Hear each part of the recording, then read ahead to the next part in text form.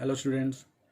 अपनी इस वीडियो में अब हम पोटेंशियोमीटर को आगे बढ़ाते हैं और इस बार हम इंटरनल रेजिस्टेंस फाइंड आउट करेंगे एक सेल का। तो अगेन हमारे पास पोटेंशियोमीटर का सेम डायग्राम जो हमने पिछले टॉपिक में भी किया था अननोन ईएमएफ निकालने में। इस बार हमने यहाँ पे एक रियोस्टेट जिसका रेजिस्टेंस अभी हमने आर रखा हुआ है, इस वायर का रेजिस्टेंस आर है, तो हमने पोटेंशियल ग्रेडियंट ऑलरेडी निकाला हुआ है और यहाँ हमने एक सेल लगाया हुआ है और इसका इंटरनल रेजिस्टेंस फाइंड आउट हमें करना है। अभी इंटरनल रेजिस्टेंस फाइंड आउट करने के लिए मैं आपको एक फॉर्मूला दोबारा याद करवाता हूँ। यूनिट 2 में ही हम एक फॉर्मूला सेल्स के बारे में पढ़ चुके हैं जिसको हम बोलते थे terminal potential difference of cell. ठीक है, ये एक सेल होता है जिसका इंटरनल रेजिस्टेंस होता है, दिस इज अ सेल, इसकी ईएमएफ ई है, ये इंटरनल रेजिस्टेंस है।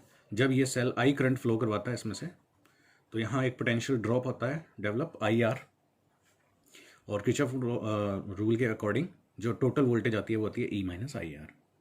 ठीक है, अब आप एक बात सोचो यहाँ पे, अगर इस वायर में करंट फ्लो ही ना करे तो क्या यहाँ पोटेंशियल ड्रॉप होगा? नहीं। उस केस में जो हमारे पास पोटेंशियल ड्रॉप अगर यहाँ आई ही जीरो है तो वी किसके इक्वल आएगा? ई के। तो इस वक्त ये ई आ रखा है, ओके ठीक है, इस वक्त इस वायर में कोई करंट है ही नहीं।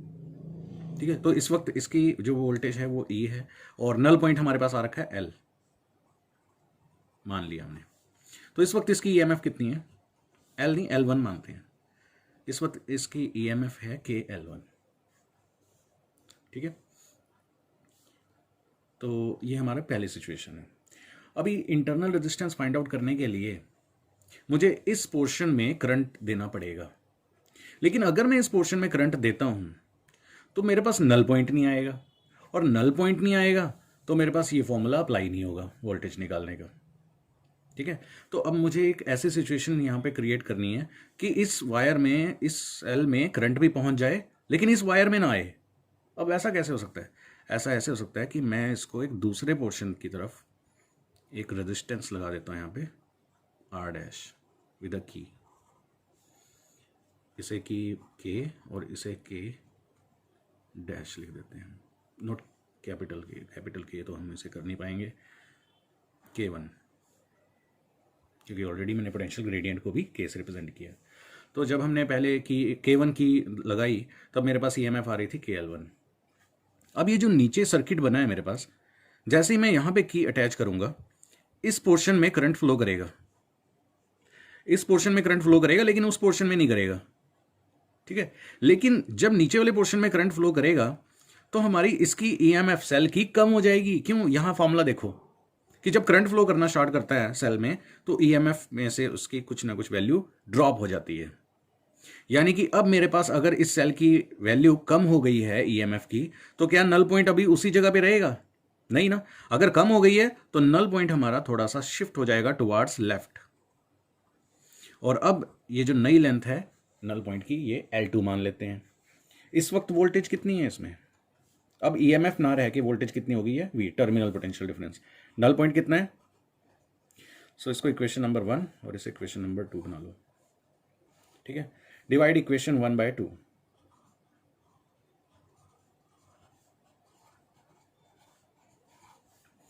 E by V is equal to L1 divide bye L2। इसका यूज करेंगे अभी हम। इंटरनल रेजिस्टेंस कैसे फाइंड आउट करना है? इस फॉर्मूले में आप स्मॉल आर की वैल्यू निकालो। Using formula V is equal to E minus IR, IR is equal to E minus V, then small r is equal to, which is internal resistance of cell, current. Now what is a current? अब मैं इस portion में अगर देखूं तो जब null point आ रहा है तो करंट सिर्फ इतने हिस्से में है, नीचे वाले हिस्से में। और कितना करंट है इस वक्त? बैटरी की वोल्टेज कितनी हो चुकी है? V, और रेजिस्टेंस कितना है? R dash. ठीक है ना, अगर रेजिस्टेंस R डैश है तो करंट की वैल्यू क्या आएगी? V upon R dash,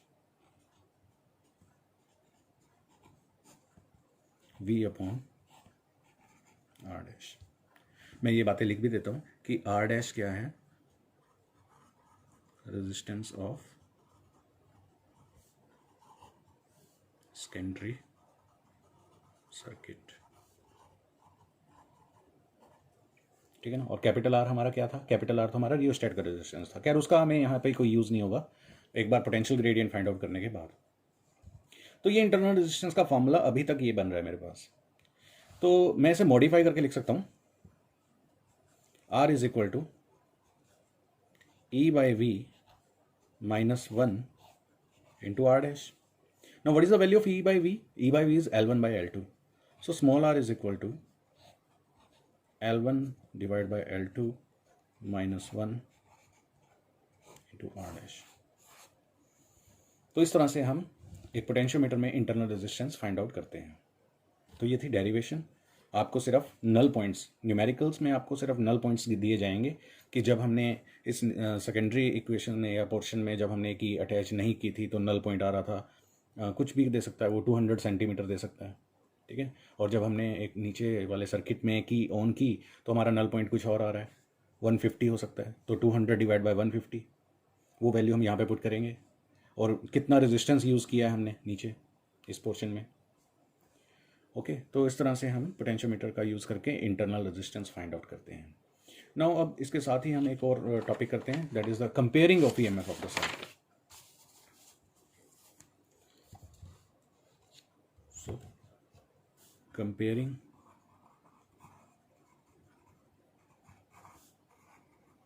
EMFs of two cells. So same potentiometer का ही यूज़ करना है हमें। तो मैं पोटेंशियोमीटर दोबारा ड्रॉ करता हूँ यहाँ पे। A and B is the portion.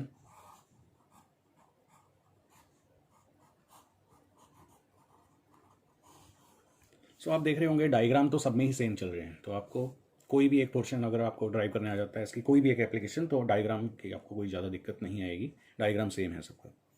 यहाँ अभी कंपैरिजन करने के लिए एक तो मेरे पास यहाँ सेल लगा हुआ है, ठीक है। यहाँ पे मैं 2 सेल्स यूज़ करूँगा, एक की EMF E1 होगी और एक की EMF E2। इसमें से एक की वैल्यू हमें नोन होनी चाहिए दूसरे की फाइंड आउट करने के लिए, यूजिंग अ 2-वे की 1 2 3 and A galvanometer and A jockey. Now होगा क्या, इसकी वर्किंग कैसे होगी, जब मैं की 1 और 2 के बीच में लगाऊंगा तो मेरा E1 सेल काम कर रहा होगा, और जब मैं की 2 और 3 के बीच में लगाऊंगा तो मेरा E2 सेल काम कर रहा होगा। पोटेंशियल ग्रेडियंट ऑलरेडी मैं इसका फाइंड आउट कर चुका हूँ K, ठीक है। सो ऑन इंसर्टिंग की between 1 and 2, 2 and 3 is open. तो जब ऐसा होगा तो सपोज से L1 इज नल पॉइंट, तो EMF कितनी बन जाएगी, K इंटू L1 पहले सेल की। नाउ 1 और 2 के बीच में से की हटा देते हैं और की लगा देते हैं 2 और 3 के बीच में। नाउ की between 2 and 3। Now say L2 is null point, new null point. वो डिपेंड करेगा कि EMF कम है या ज़्यादा, उसके हिसाब से ये लेफ्ट में भी जा सकता है और राइट में भी जा सकता है। अगर L2 नया नल पॉइंट है तो E2 की वैल्यू कितनी होगी, KL2। Equation number 1 and equation number 2। तो कंपेयर करने के लिए हमें दोनों को डिवाइड करना है। Divide equation 1 by 2। So E1 divide by E2 is equal to L1 divide by. This is the working method of to compare the EMF of cell. अब हमें दोनों नल पॉइंट पता होंगी, इन दोनों सेल में से एक सेल की EMF पता होगी तो मैं दूसरे सेल की EMF फाइंड आउट कर सकता हूँ। तो ये थे हमारे पोटेंशियोमीटर के टॉपिक्स। आई होप कि आपको ये समझ आए होंगे, और थैंक्स फॉर वॉचिंग।